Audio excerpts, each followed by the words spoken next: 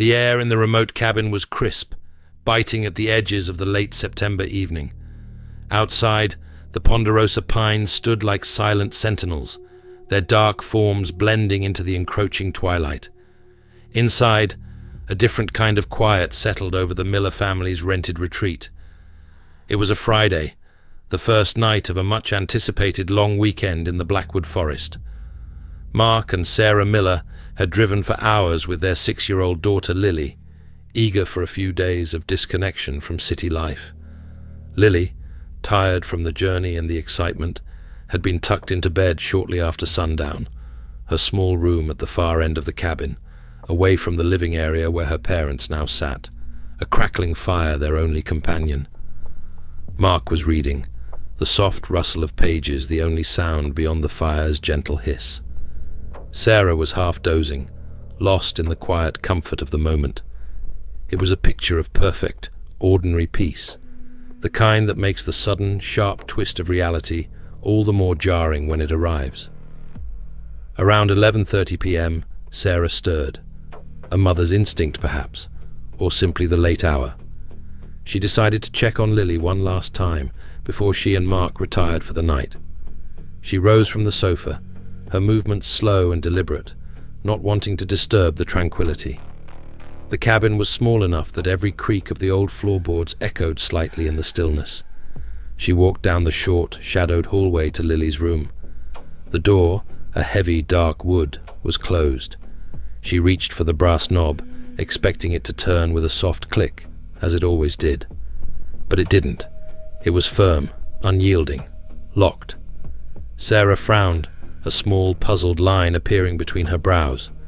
Lily had never locked her door before. It was a simple bolt lock, the kind that slid from the inside. A child's game, perhaps? She knocked gently, then a little louder. No answer. She called Lily's name, her voice a low murmur, trying not to wake Mark. Still nothing. A cold, prickling sensation began to spread across her skin. She tried the knob again, harder this time. It wouldn't budge. "Mark!" she called, her voice now edged with something she couldn't quite identify. A nascent fear, a creeping dread. "Mark, the door's locked, and Lily's not answering." Mark was instantly alert. He moved quickly, his earlier weariness replaced by a sudden urgency. He tried the door, confirming what Sarah had found. The lock was definitely engaged from the inside. They exchanged a look, a silent question passing between them. Why? They knocked harder now, calling Lily's name with growing desperation. Silence. The kind of silence that swallows sound, that feels too heavy, too complete for a room where a child should be sleeping. With a shared glance of grim resolve, Mark took a step back, then launched his shoulder against the old wooden door. It splintered with a sharp crack, the bolt tearing free from its frame. The room was plunged into deeper shadow, illuminated only by the faint glow filtering from the hallway. They rushed in. The small room was neat, exactly as they had left it hours earlier. A single bed, a child's nightlight casting a soft orange glow on the wall, a stack of storybooks on the bedside table. But the bed was empty. The sheets were slightly rumpled, as if a small body had once been there. But there was no Lily. No trace of her anywhere. Panic, raw and visceral, seized them both. They tore through the room, searching wildly, irrationally. Under the bed, in the small closet, behind the curtains. Nothing. The single window, overlooking the dense forest, was closed and latched from the inside. The cabin's only other door, the front entrance, was also still bolted from the inside, just as they had left it. There was simply no way out of the cabin, let alone Lily's room, without breaking the locks. They called the police. The nearest station was over an hour away, and the responding officers, Sergeant Miller and Deputy Davies, arrived in the pre-dawn hours, their headlights cutting through the heavy fog that had rolled in, shrouding the cabin in an eerie, thick silence. The scene was surreal. The broken door, the distraught parents, the empty bed, and the inexplicable fact of a room locked from the inside. The initial search was thorough, but yielded nothing. Every corner of that small cabin, every inch of the surrounding woods, yielded nothing. No footprints in the soft pine needles outside, no disturbed branches, no signs of struggle inside. The lock on Lily's door, still hanging precariously from its broken frame, became the focal point of the mystery. How could it have been engaged from the inside if Lily was gone? Had she locked it herself?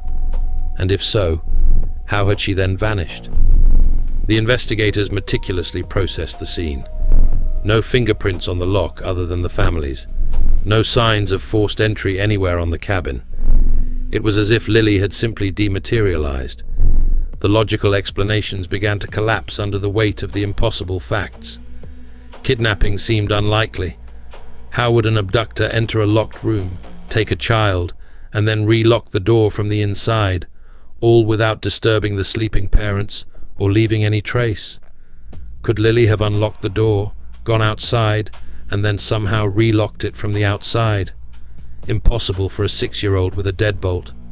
Could she have climbed out the window?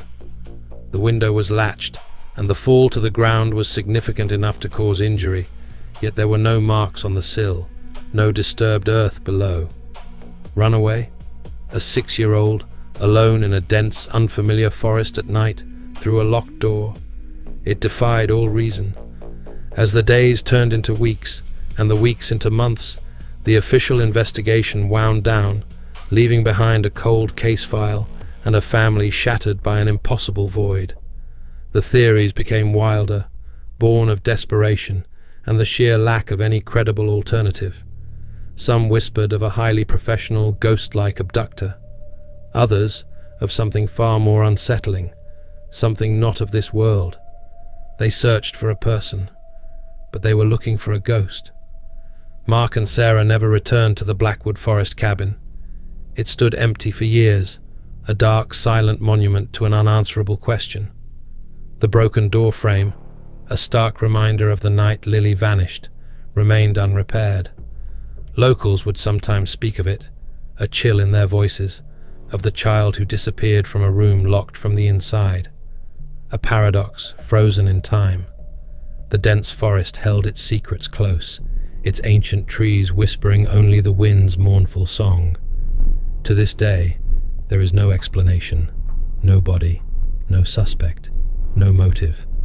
Only the chilling, inescapable fact that one night a small girl went to sleep in a room secured from within, and by morning she was simply gone. The door remained locked, but the child was not.